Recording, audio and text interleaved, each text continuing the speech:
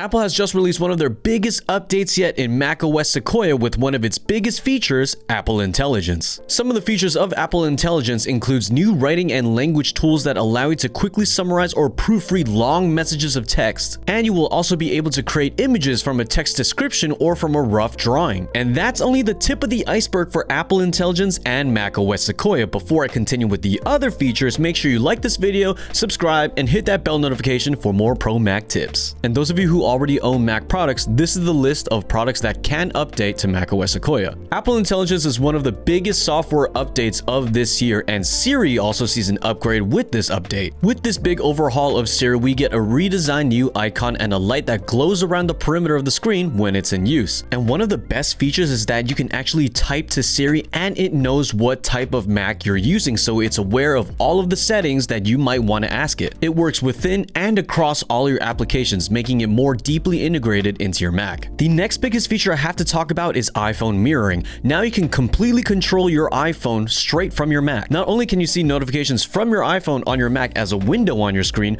but you can completely control it and even drag and drop files just like that. But you have to make sure that you have the latest iOS update on your iPhone, or else this iPhone mirroring feature does not work. Another very useful update of macOS Sequoia is more desktop customization. Productivity seems to increase with each year with its big updates, but macOS Sequoia hits it out the park. The new easy window tiling feature in Sequoia is one of my favorite features, because now you can drag windows to the side of the screen or into a corner to arrange them the way you want more quickly than doing it manually. The windows will snap into position when you let it go, making it easier so that you don't have to resize it to fit. The new presenter mode in video conferencing is worth mentioning. This feature allows you to preview what you're about to share with others when you share your screen before it goes live to everyone else. And it works in several video conferencing apps. Apart from updating your macOS, it's worth your time to keep your Mac in shape with regular storage cleanups, malware checks, and even optimizing your computer. And a program I recommend for all of those tasks is Clean My Mac. The easiest way is to run Smart Care, which includes all of the above. You can remove system junk,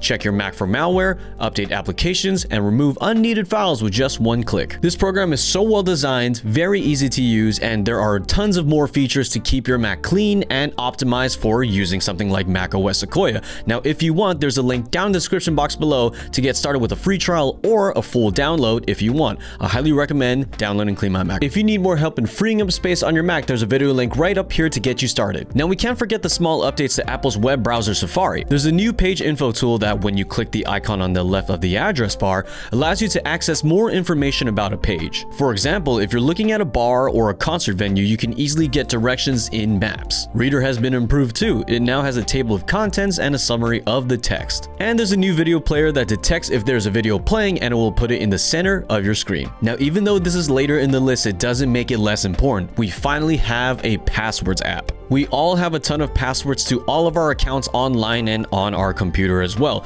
but now they can all live in one place that Apple has created called the Passwords app. This app will sync all of your data, keys, and passwords across your Mac, iPhone, and iPad. There have also been pretty major design improvements in the Messages app. You can finally use bold, underline, and italics when you text somebody now. And depending on what you type, Messages may suggest an effect, or you can add an effect to any text. All the tapback reactions got a little bit of a style update, plus now you can react with emojis and stickers. And probably the most interesting of them all, you can actually schedule when you want to send messages for later. Maps gets a pretty useful updates for all of you hikers and outdoors people as well. You get topographic maps with detailed hikes and trail networks across 63 US national parks. You can also create your own custom hiking and walking path that you could save for later. And finally, we land on the Notes app with some pretty useful updates, with one of them being one that I've waited for so long, for so many years, which is the ability to record lectures, meetings, or anything from a voice app and having it transcribe the audio for you in a written form. You can then combine those transcripts with other checklists and documents as well. And the Notes app gets smarter too, and I wish I had this in school, because now you can solve expressions and equations by typing it out and then pressing the equal sign, and the Notes app will solve it for you. I told you macOS Sequoia was a big update, and that was only a few of the features that are getting updated. Leave a comment down below about what you think about this gigantic update, and thank you guys so much for watching. Make sure you like, subscribe, and hit that bell notification for more pro Mac tips.